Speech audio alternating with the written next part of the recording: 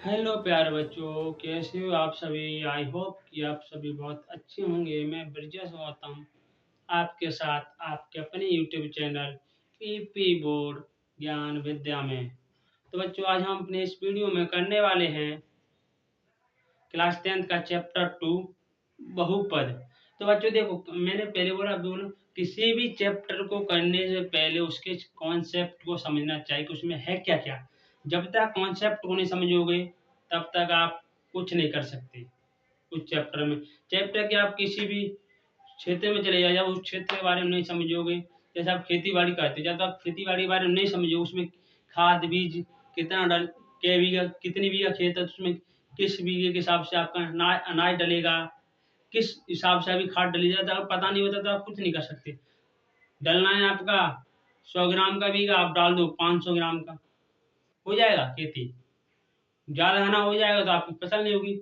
आपको डालना है, क्या कहते हैं, डीएपी की बोरी डालनी है 4 बीघा में, एक बोरी डालनी है, मान के चलो आप डाल लो 4 बोरी 1 बीघा के हिसाब से, तो क्या होगा, फसल जल जाएगी। जल जाएगी ना। इसी प्रकार जब तक आपको कुछ पता नहीं होगा किसी के बारे में तब तक आप कुछ नहीं कर सकते। तो इसीलिए हम क्या करते हैं, सबसे पहले कॉन्सेप्ट को समझते हैं, पाठ के को कॉन्सेप्ट क्या है, इसमें क्या क्या है, कैसे कैसे होगा। ठीक है, तो हमारा पाठ का नाम क्या है, बहुपद।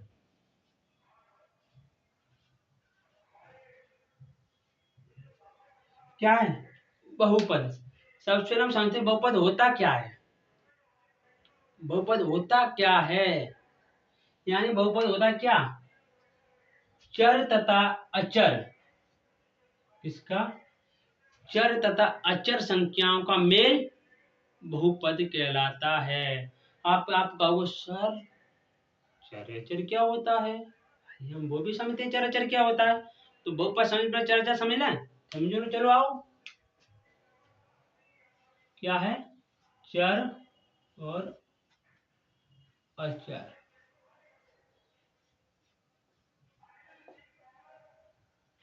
चर क्या होता है, वे संख्याएं यानी वे व्यंजक हैं, वे अंक जिनका मान हर बार डिफरेंस आए। जैसे कि आपका एक्स वाई जेड कोई बना रहे, एक्स वाई जेड यानी कि एबीसीडी में लेकर कुछ भी बना रहे आपका, वो क्या होगा, वो आपका चर होगा। क्योंकि आप देखोगे एक्स का मान हर बार भिन्न आता है। आपने पिछली क्लास 9th में भी किया है, 8th में भी किया है, आगे चैप्टर में करेंगे तब भी आप देखना। एक्स बाई मान जो भी आएगा हर बार मान कैसा आएगा, डिफरेंस आएगा। इस वजह से हमारा क्या होगा, चर होगा। और अचर क्या, जैसे आपका 7 है, 8 है, 9 है, क्या इनका कुछ और मान बदल सकते हैं आप, बदल सकते तो बदल दो, नहीं बदल सकते ना, 7 का 7 ही रहेगा, 7 को 14 तो नहीं कह सकते। हाँ, इसका एक्स का मान हर बार भिन्न आ सकता है, कभी कहो 7 आ जाए तो कभी 1 आ जाए, कभी कहो एक्स का मान 0 आ जाए, कुछ पता नहीं कितना मान आ जाए। इस वजह से क्या कहलाएंगी, इस चर कहलाएंगी। और जिसका मान ना बदले वो ही रहे, वो क्या कहलाएगा आपका, वो आपका अचर पद कहलाता है। यानी चर पद तथा अचर पदों का मेल क्या कहलाता है, बहुपद कहलाता है। जैसे आपका क्या हुआ 2x, ये भी आपका बहुपद है, ठीक है ना। 2x+1 ये क्या है आपका बहुपद है। क्या है, एक चर है और एक अचर है ना, बहुपद है आपका, ठीक है ना। और क्या है 3x+1, यहाँ पे आप 3x ले लो, ठीक है ना, 4x+2 कुछ भी ले लो, चर अचर का मेल कहलाएगा। यहाँ पे 5x ले लो, ये क्या है आपके, ये सब आपके बहुपद हैं। अब बहुपद के प्रकार जानते हैं, बहुपद के कितने प्रकार होते हैं, हमने बहुपद समझ लिया, चर तथा अचर संख्याओं का मेल क्या कहलाता है, बहुपद कहलाता है। ठीक है, आपने ये भी समझ लिया, आपने ये भी समझ लिया चर और अचर क्या होता है। ठीक है, अब आप समझते हैं क्या, हम समझते हैं हम क्या, बहुपद के प्रकार। आइए बच्चों, बस आप ध्यान देते रहिए, सब होगा, टेंशन लेने की नहीं है, डरना नहीं कभी किसी चीज से, डरने की कोई बात नहीं, कुछ भी नहीं होता। जो लोग कहते हैं ना मैथ बहुत ही हार्ड होता है, अरे हम है ना, देखना मैथ कितना इजी लगेगा आपको। हमारे होती हुई मैथ कटने लगे। देखना बस, बस आप मेहनत करनी पड़ेगी आपको बेटा। आपको मेहनत किए बिना कुछ नहीं हो सकता। कहते हैं ना smart work smart work, smart work के पीछे भी मेहनत ही है। बिना मेहनत के कुछ नहीं है बेटा। ठीक है, जब तक आप मेहनत नहीं करोगे तब तक कुछ नहीं हो सकता। आपको रोटी खाने के लिए भी मेहनत करनी पड़ेगी। आपको अच्छा रोटी खाने में क्या मेहनत है? मम्मी बना देंगी, हम परोस लेंगे, उसमें कुछ मेहनत नहीं लगी आपको। आपको अच्छा हमें तो मम्मी परोस के दे देंगी। अच्छा चलो मम्मी ने परोस के दे दिया, तो क्या आप खुद खा, क्या आप क्या करोगे? चलो अब हाथ से टोरे खाओगे ना, तो उसमें मेहनत नहीं है, थोड़ी बहुत मेहनत लगी ना। आपने हाथ पाँव चलाए, यानी कि थोड़ा बहुत शरीर कंपन करे, थोड़ा बहुत हिले डुले, वो क्या कहलाएगा? वो मेहनत ही कहलाएगी। आपको सर कुछ नहीं, हम मेहनत नहीं करें, हम अपनी मम्मा के हाथ से टुरवा के खा लेंगे। खा लेना, तो मुंह नहीं चलाओगे क्या? मुंह भी तो चलाओगे ना। वो भी क्या है? मेहनत है। बिना मेहनत के आप अपना पेट नहीं भर सकते, तो आप सोचो बिना मेहनत के सफल कैसे हो सकते हो? नहीं हो सकते। कोई भी कितना भी कह ले कि बिना मेहनत के सफल हो जाए, कभी नहीं होगा बेटा। इस वजह से आप मेहनत करिए, बिना मेहनत के कुछ नहीं है। सबसे पहले आपका क्या, रैखिक बहुपद।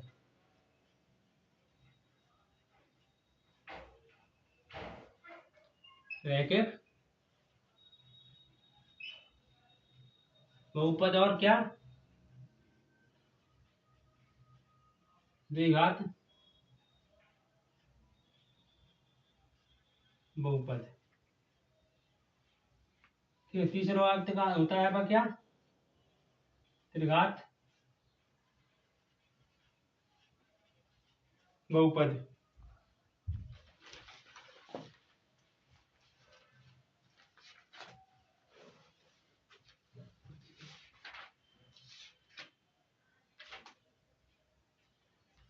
रैखिक बहुपद क्या होता है? रैखिक बहुपद होता है क्या, 2x+1 आपका वो, यानी कि जिसमें क्या, अचर संख्या का घातांक कितना हो, 1 हो, वो क्या कहलाएगा, रैखिक बहुपद। द्विघात बहुपद, जैसे 2x² प्लस 4x+1, ये क्या कहलाएगा आपका, ये आपका द्विघात बहुपद कहलाएगा। हम इसको, अब आपको सर अगर कोई ऐसे लिखा गया 2x² + 1, बीच में 4 नहीं दिया गया, तो क्या अगर दो घात बहुपद होगा? बिल्कुल होगा, क्योंकि इसमें x का घात कितना है, 2 है ना। बिल्कुल होगा द्विघात बहुपद ये। और त्रिघात बहुपद में क्या होगा, 2x³ plus 4x² plus 5x+2। एक ऐसे इस प्रकार के क्या कहलाएंगे? सिर्फ यही नहीं, इस प्रकार के जितने भी लिखे गए होंगे वो सब क्या कहलाएंगे, त्रिघात बहुपद कहलाएंगे।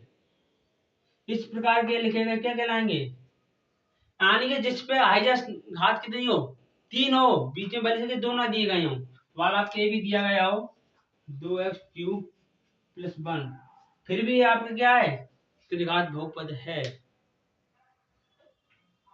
यानी जिसमें हाईएस्ट घात 3 गई दी हो, वो क्या कहलाएगी, वो होगी आपकी क्या, त्रिघात बहुपद। अब एक बात और ध्यान रखना बेटा, यहाँ पर इसका व्यापक रूप लिखा जाता है, हम इसको इस प्रकार से लिख सकते हैं, ax+1, इस प्रकार हम रैखिक समीकरण लिख सकते हैं। और द्विघात बहुपद को हम इस प्रकार लिख सकते हैं, ax² + bx+c और ax³ + bx+c cx+d। यानी ये क्या है, ये आपके इसके व्यापक रूप है। हम इस रूप में लिख देंगे तो कोई भी गड़बड़ नहीं होगा। अभी आप कहोगे सर आपने तो कहा था चर और अचर संख्याओं का मेल होता है, इसमें तो हमने कभी कभार देखा है ए मान लेते तो ए का भी मान डिफरेंस आता है। आपका कंफ्यूजन जायज है बेटा, बट क्या है, हम इस प्रकार लिख सकते हैं, ये आपका व्यापक रूप है। ठीक है, कोई कंफ्यूजन की जरूरत नहीं है। लेकिन एक बात और ध्यान रखना बेटा, पता है क्या, यहाँ पे ए का मान कभी भी 0 नहीं होगा। अगर ए का मान 0 हो गया तो क्या ये रैखिक बहुपद है? ये रैखिक बहुपद नहीं है, क्योंकि ये खत्म ही हो जाएगा, बिल्कुल ये मल्टीप्लाई में है, +1 है, ठीक है ना, तो मल्टीप्लाई में आ जाएगा, +1 बचेगा। और गलतियों से कभी डरना मत नहीं, गलतियां सबसे होती हैं, लेकिन बार बार की जाए वो गलती नहीं होती। गलतियों से सीखो। उस आप देखो आपने गलती कहाँ पर हुई, हम पे भी गलती होती है कई कबार, हम भी सुधारते हैं ना, हम पे यहाँ पे गलतियों को सुधारो, बट गलतियों को बार बार वही एक गलती करना, वो गलती नहीं, वो आदत होती है, एक गलती बार बार करोगे तो गलतियां अच्छी सी होती हैं, इस वजह से गलतियों से मन डरना। ठीक है, आज सवाल करने से कभी ना, आज सवाल किया करो, गलत होगा हो जाएगा, फिर से ट्राई करो, बट क्या है आप करने की कोशिश किया करो। बट आप क्या करते हो, सवाल को देखा, अरे सर ये तो बहुत ही वैसा है, हमसे नहीं होगा। अरे भाई आपसे क्यों नहीं होगा, आप एक बार करने की कोशिश तो करो, सब होता है, बट आप डर जाते हो, डरने की जरूरत नहीं है। ठीक है, हमने बहुपद भी समझ लिया, रेखीय बहुपद भी समझ लिया, अब हम क्या समझेंगे,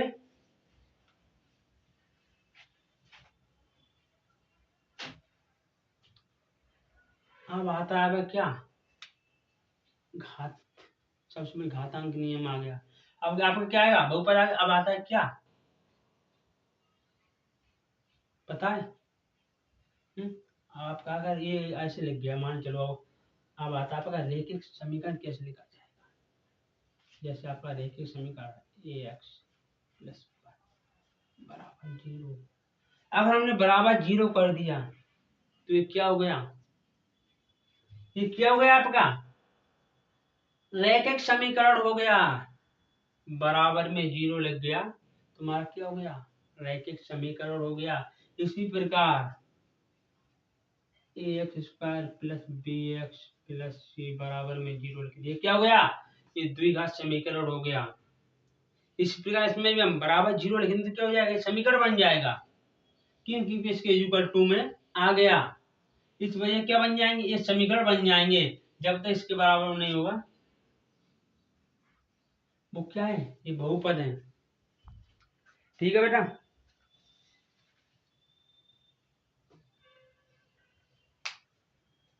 अब क्या है, एक बात और ध्यान रखना बेटा, मैन इंपोर्टेंट सबसे ज्यादा, प्रत्येक अचर पद की घात पूर्ण संख्या होनी चाहिए। पूर्ण संख्या कैसे, अगर आपकी ये है ऐसे लिखा है तो ये क्या है, ये आपका रैखिक बहुपद नहीं है बेटा, क्योंकि अचर संख्या का आपका क्या है जो दी गई है उसकी घात पूर्ण नहीं है, हमने पूर्ण बोला था ना, पूर्ण पिछले चैप्टर में, पूर्ण क्या होता है, जो खुद में पूर्ण हो, जिसे किसी की, जिसे किसी किसी को भी उसे पूरा करने की जरूरत ना पड़े, वो क्या कहलाता है, पूर्ण संख्या कहलाती है। तो इसमें कितनी है, ए एक्स पे घात कितना, 1/2, यानी कि इसका मतलब क्या होता है, आधा। इस वजह क्या है, ये आपका रैखिक बहुपद नहीं है, एक बात बस हमें ध्यान रखना, ये सवाल आपके ही लिख दे हम, ये मान लो 3x² plus 2x under plus c, तो आप इसे कह दें क्या ये द्विघात बहुपद है, नहीं है बेटा, क्यों नहीं है, क्योंकि इसमें क्या है,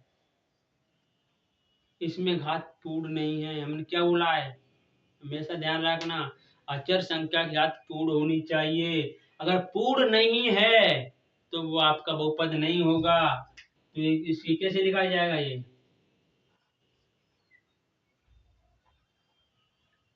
दो, ठीक है ना, ये आपका क्या कहलाएगा, पूरे पे है ना, 1/2 प्लस, अब एक प्रकार से और, अब आपका कहीं सवाल ऐसे लिखा है 3x² प्लस 2 x प्लस सी, अब आपसे बोल दे, या फिर आपने यहाँ पे लिखा है √3 प्लस 1। ठीक है, अब आपसे कहे क्या यह एक बहुपद है या नहीं है। अब आप कहो सर आपने बोला था जिसमें अंडरूट दे दिया गया हो वो आपका क्या होगा, बहुपद नहीं होगा। लेकिन इससे पहले हमने एक बात और बोली थी, क्या चर संख्या पे घात पूर्ण होनी चाहिए, अचर पे कुछ भी लगा हो वो नहीं काम करेगा। यहाँ पे देखो ये तो खाली 3 पे लगा है ना, 3 तक लिमिट सीमित है, इसकी 2 तक सीमित है ना। तो क्या है, ये तो बहुपद है, यानी कि चर अचर संख्या होगी उस पर अंडूर लगा रहे, वो भले से आधा बना रहे पूर्ण, उससे कोई फर्क नहीं पड़ता। लेकिन बहुपद में अचर संख्या की घात हमेशा पूर्ण होनी चाहिए, अगर वो पूर्ण नहीं है तो आपका वो बहुपद नहीं है। ठीक है बच्चों, बहुपदी घात पहचाना सीख गए, यानी कोई बहुपदी घात। ठीक है, समझे बहुपदी घात क्या होती है, पूर्ण होनी चाहिए। अब समझे बहुपदी घात।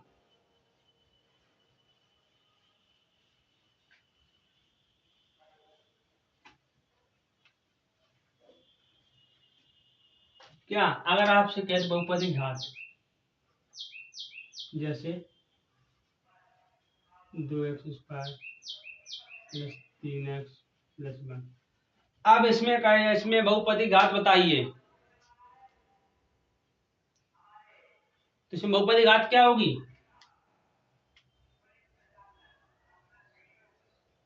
बहुपदी घात क्या होगी, 1 = 2, घात क्या होगी 2, यानी कि हम सबसे बड़ी घात को ले लेते हैं, छोटी वाली को नहीं लेंगे, जो बड़ी होगी उसे ले लेंगे। आपसे कहते हैं निम्नलिखित बहुपदों में बहुपद की घात बताइए। ठीक है, तो आपको दे दे सवाल दे दे, ठीक है ना, दे देगा इस प्रकार से, ऐसे दे देगा, इस रूप में भी दे सकता है, ax³ प्लस bx² 6 प्लस 1। तो इसमें इसमें बहुपदी घात क्या होगी, इसमें बहुपदी घात 6 होगी, क्योंकि 6 बड़ा है 3 से। क्या होगी बहुपदी घात 6 होगी। ठीक है, इस प्रकार से आप समझते हो बहुपदी घात, इस प्रकार यानी जो सबसे बड़ी घात होगी वही हम ले लेंगे। ठीक है ना, जैसे आपका हुआ क्या, इस अंकों में ले लो आप 2x³ plus 4x² plus 5x plus 1। इसमें बहुपदी घात क्या होगी, 3 होगी। क्या होगी, 3 होगी, क्यों, क्योंकि सबसे बड़ी घात क्या है इसमें, 3 है। ठीक है बच्चों,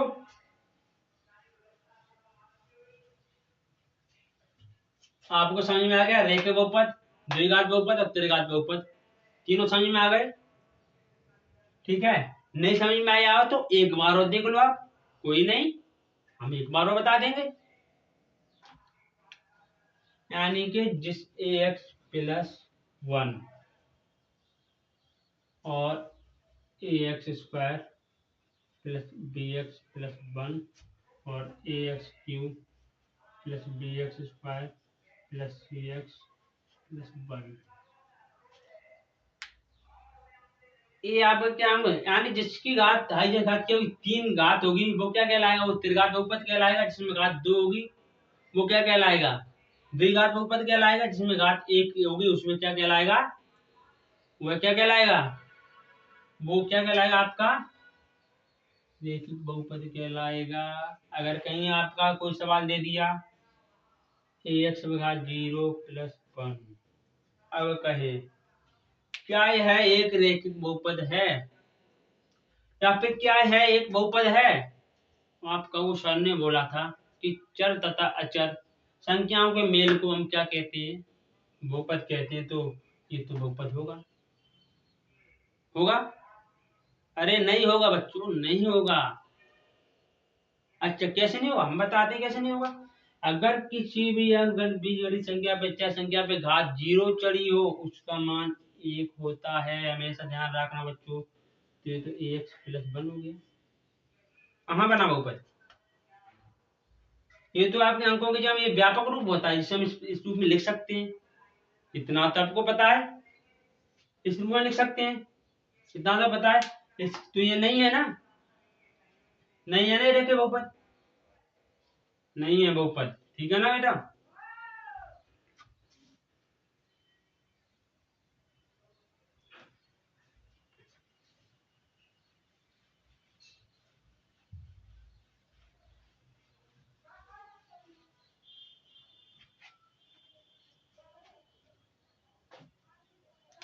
अब देखते हैं बहुपद के पदों का ज्ञान, यानी पदों का। अगर आपसे कह दे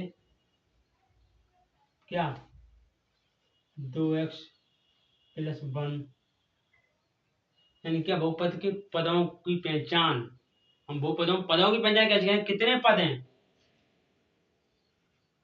4x, 2x square plus 2x plus 1। हम क्या कर रहे हैं? बहुपदों के पदों की पहचान, यानी हम कैसे पहचाने कि इस बहुपद में कितने पद हैं? कितने पद हैं? 1 2। इसमें कितना है? 1। इसमें कितना है? 1 2 3। आपका को इसमें इसमें तो एक एरा, एक अचर है, एक चर है, उस पर प्लस लगा, एक चौही लगा, इसमें तो 3 हो गए। नहीं बेटा, मल्टीप्लाई गुणा भाग में आपका नहीं होता। क्या? गुणा भाग में आपका एक ही पद रहता है। जोड़ घटाने में पदों की संख्या गिनी जाती है। अब एक कन्फ्यूजन आपको होगा, सर आपने तो कह दी जोड़ घटाने पे संख्याएं को गुण दिया, मल्टीप्लाई में नहीं होगा। अब आपका कोई दे दिया 5x, 6x multiply x plus 4y minus, यहाँ पे x ले लो, चलो कोई नहीं, गलतियां तो होती रहती हैं, बोला गलती, ठीक है, माइनस 4x, ठीक है ना। चलो यहाँ पे कोई नहीं, यहाँ पे क्या कितना 6x मल्टीप्लाई x, ठीक है, minus 6y plus 6y plus 1। अब आप कहोगे सर इसमें, अब इसमें कितने पद हैं? इसमें आप गिनोगे, चलो सर ने कहा इसके साथ लिखा तो ये गिन लिया जाएगा, एक हेरा, एक हेरा, एक हेरा, एक हेरा, एक हेरा। आप कहोगे 1 2 3 4 5, 5 पद है 5 पद नहीं है। अब कैसे नहीं, वो हम बताते हैं। हम सबसे पहले समीकरण देखें, ये हम बहुपद ही देखें, बहुपद लिखा कैसे है। बीच में क्या लिखा है? मल्टीप्लाई, तो 6x क्या हो जाएगा? एक्स स्क्वायर प्लस, ये दोनों समान है, 6/6 लिखा है, एक प्लस का एक माइनस का है। आपके पास 6 रुपए, 6 रुपए किसी ने ले ली तो क्या होगा? आपके कुछ बचेगा? नहीं बचेगा, कट जाएगा, तो प्लस 1। अब आप कहो सर इसे स्क्वायर कैसे हो गया? इसके लिए हम, ये स्क्वायर कैसे हो गया? इसके लिए एक होता है घातांक नियम। क्या? घातांक नियम। आप कहो सर आपने घातांक नियम तो बताया नहीं, घातांक नियम क्या होता है? अभी बताते हैं, आइए। घातांक नियम कहता है अगर आधार समान हो, आधार समान हो, कैसे? जैसे कि x मल्टीप्लाई x, ठीक है, या फिर 5x 5 मल्टीप्लाई 5 आने का क्या हो, हमने क्या बोला? आधार समान हो। आधार क्या? जो मेन संख्या वो समान हो, एक सी हो। तो घातांक नियम कहता है कि उसको एक बार लिख देंगे, और जितनी बार लिखी गई होगी उसको हम क्या करेंगे? उसके ऊपर उसकी इतनी पावर लगा देंगे। 5 कितनी बार लिखा गया है? 3 बार लिखा गया, 3 पावर लगा देंगे। इसी प्रकार x कितनी बार लिखा गया है? ये वाला 3 बार लिखा गया है, तो x की पावर कितनी लगा देंगे? 3 लगा देंगे। आपको सर इसके साथ में इसके साथ में बाई आ गया, गुणा बाई आ गया 2 बार, इसमें मल्टीप्लाई 7 आ गया, मल्टीप्लाई 7 आ गया, इसमें मल्टीप्लाई एक बार जेड आ गया, मल्टीप्लाई इसमें एक बार 8 आ गया। तो हमने क्या आधार समान, हम इसको भी लिख सकते कैसे, घाता नहीं तो यहाँ पे क्या करेंगे, इसके साथ तो नहीं लिख सकते क्योंकि ये तो आधार समान है 5 का। यहाँ पे कितना है 7, तो फिर मल्टीप्लाई लगाएंगे। तो 7 कितनी बार दिया गया आपका, 2 बार दिया गया, तो पावर कितनी लगा देंगे, 2 पावर लगा देंगे और मल्टीप्लाई 8 को दिखा रहने देंगे। इसी प्रकार इसमें यहाँ पे लिख देंगे कितना, मल्टीप्लाई बाई कितनी बार दिया गया है, 2 बार, तो पावर 2 चढ़ा देंगे और मल्टीप्लाई जेड। इस पे यहां से हुआ, यानी घातांक नियम कहता है कि अगर आधार समान हो तो क्या वो गुणा में घातें जुड़ जाती है, एक प्रकार ऑप्शन जुड़ जाती है, या फिर जितनी बार लिखी उतनी चढ़ा देंगे, बात एक ही है। और अगर भाग में हो तो क्या होगा, अगर भाग में हो तो घातें घट जाती हैं। कैसे, अगर ये पे भाग का चिन्ह दिया गया होता,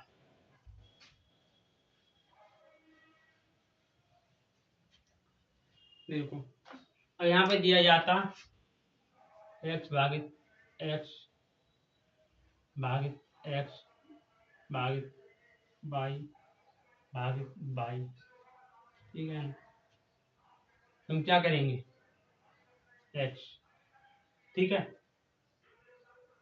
कितनी है, एक तो इसकी हो गई, तो क्या घटे जाएंगे, कितनी बार दिया, 3 बार दिया गया है ना, तो किस में लिखी जाएगी -3। आप क्वेश्चन -3 कैसे लिखा गया, हमने क्या बोला था, या फिर आप ऐसे भी कर सकते, चलो अभी आप देखो, जैसे आपका दिया एक्स, ये 1 दिया है, इसकी 1 लिख लो। हमने क्या बोला, गुणा में घात, भाग में घाते क्या, भाग में घात क्या होती है, घटती है, -1, ठीक है, और एक -1 ये वाली लिख ली, और क्या इसका चिन्ह लगा है, भाग का चिन्ह लगा है, बाई चढ़ाया, 1 लिखा है, फिर से एक और दिया है, भाग में दिया है तो घटा दो, -1, तो यहाँ पे कितना हो जाएगा x, ठीक है ना, माइनस कितना हो जाएगा 1 -2, माने माने जुड़ जाएंगे, तो चिन्ह किसका रहेगा, माइनस का रहेगा, तो -2 भागित 1 से जाए कितना बचेगा 0, तो यहाँ पे कितना हो जाएगा x पे घात -1 बचेगा, भागित इसका मान कितना हो जाएगा, हमने क्या बोला कितना होता है 1, तो हमारी क्या लिख जाएगी x पे घात -1। यानी घातांक नियम कहता है कि अगर भाग का चिन्ह दिया गया हो तो घातें घट जाती हैं, अगर गुणा का चिन्ह दिया गया हो तो अब क्या होगा, घातें क्या होंगी, जुड़ जाएंगे। लेकिन ऐसा नियम जोड़ या घटाने पर लागू नहीं होता। पर आपका दे दिया है क्या, x plus x plus x plus y plus y plus z, तो इसमें नहीं आप घात के रूप में लिख सकते, इसमें आप जोड़ के लिख सकते हो। कैसे, 1 2 3, 3 बार दिया गया है तो 3 लिख देंगे, और यहाँ पर क्या लिख देंगे x प्लस क्या है y, 2 बार दिया गया है ना, तो क्या लिख देंगे 2y। अगर यहाँ पे घटाना दिया जाता, यहाँ पर घटाना दिया जाता, मान लीजिए यहाँ पे घटाना दे दिया गया, इस जगह घटाना दे दिया गया, ये घटाना दे दिया गया, तो हम इसे कैसे बात करते, इसे घटा के लिखते, ये भी माइनस का एक्स, एक एक सॉल्व कर ले, और माइनस का एक्स, ये क्या होगा एक्स, सबसे माइनस के कर लें, जोड़ लें, आपको पता होना माइनस माइनस का क्या होता है, दो बार जुड़ जाएगा, लेकिन किसका रहेगा माइनस का, कितना हो जाएगा 2x, चिन्ह किसका रहेगा माइनस का, कितना है 2y, y माइनस जेड, यानी माइनस माइनस का चिन्ह दिया गया होगा, माइनस मल्टीप्लाई माइनस बराबर क्या होता है प्लस, ये तो आपने सुना ही है, जुड़ जाता है, मल्टीप्लाई में जोड़ का चिन्ह हो जाएगा, लेकिन जोड़ हटाना दिया गया और समान संख्याएं दी गई हो और माइनस माइनस की दी गई हो दोनों, तो दोनों जुड़ जाएंगी, लेकिन संख्या किस में रहेंगी, संख्याएं तो माइनस में रहेंगी, वही हमने यहाँ पर किया है। अब देखो ये माइनस के प्लस का एक्स है, किसी के आगे चिन्ह किसने उधर किसका मान लेते हैं, प्लस का मान लेते हैं। इसका किसका चिन्ह है, प्लस का। ये माइनस क्या है, माइनस के जा रहा है तो घट तो जाएगा, लेकिन किसका रहेगा, माइनस का एक्स माइनस का 2y माइनस का समझ लिया आपने घातांक नियम।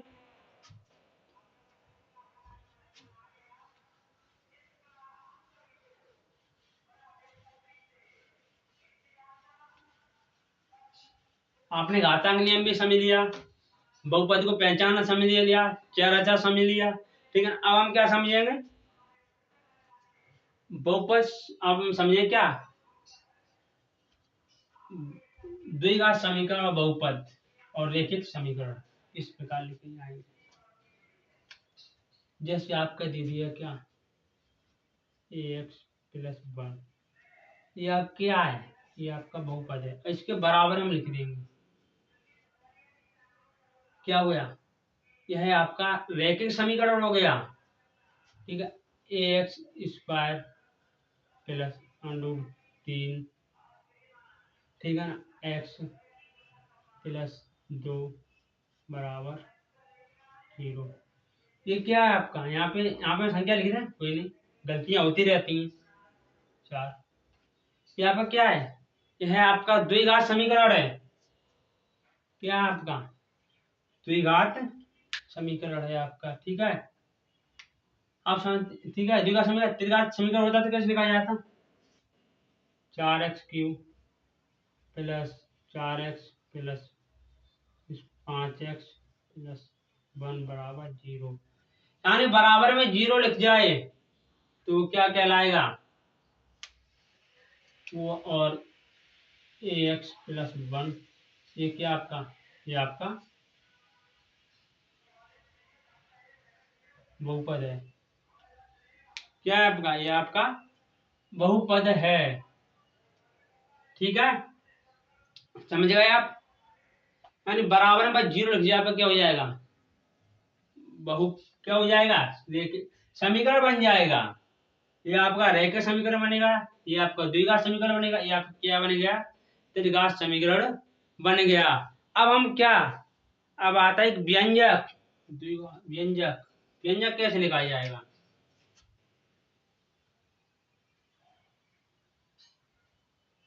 अभी आप इसी समझ लो।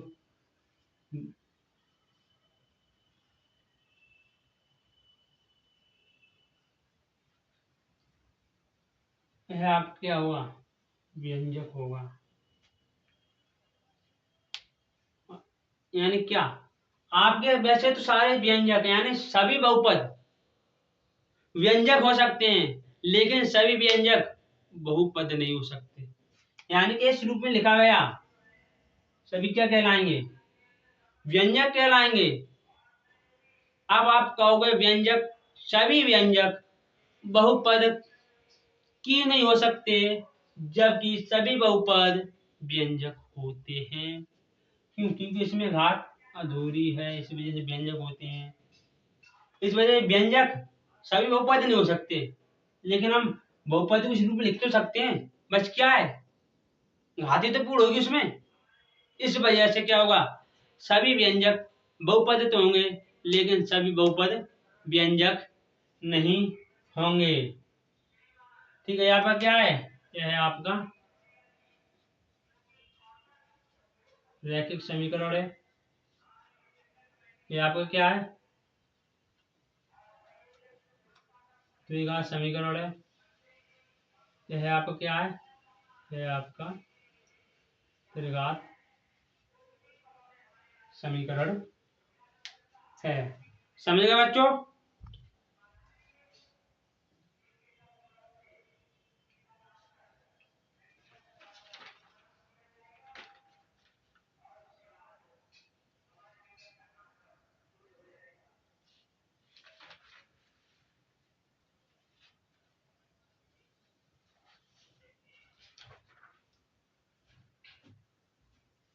तो बच्चों हमने इसके कॉन्सेप्ट को समझ लिया, इसके कॉन्सेप्ट में यानी कि इसमें समझ लिया इसके चैप्टर में क्या क्या है, कैसे कैसे है। ठीक है, तो क्या हुआ, अब हम इस चैप्टर के सवाल करने में ज्यादा दिक्कत नहीं आएगी।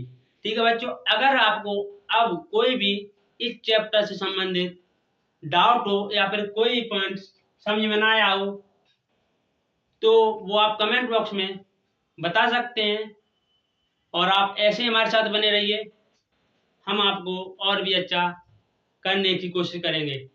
ठीक है, लेकिन आप एक बात ध्यान रखना, आप अपनी मेहनत पे ध्यान दो, बिना मेहनत के कुछ नहीं होता। ठीक है, आप कभी भी किसी के चक्कर मत बनना, आप अपनी मेहनत करो। ठीक है, अगर आपको कोई, अगर मैं फिर बोल रहा हूँ, अगर आपको कोई भी कंफ्यूजन हो आप बेधड़क होकर पूछ लो, कोई टेंशन वाली बात नहीं है। ठीक है बच्चों, और देखो मैंने बोला है आपसे मेहनत करिए, बिना मेहनत के कुछ नहीं होता है। ठीक है, तो हमारा ओके बच्चों हो गया चैप्टर। अगर आपको कोई भी, अभी चैप्टर तो नहीं हुआ, अभी हमने इसे कॉन्सेप्ट को समझा दिया है। अब हम क्या करेंगे, इसका अगला भाग अगली चैप्टर में लाएंगे, जिसकी लिंक आपको डिस्क्रिप्शन में मिल जाएगी। अगर आप इस वीडियो पर नए हैं तो जो मैंने फर्स्ट चैप्टर की वीडियो बनाई है वो आपको डिस्क्रिप्शन में मिल जाएंगी, वहां से जाकर आप देख सकते हो हमारे जो फर्स्ट चैप्टर की वीडियो हैं उन्हें। ठीक है बच्चों।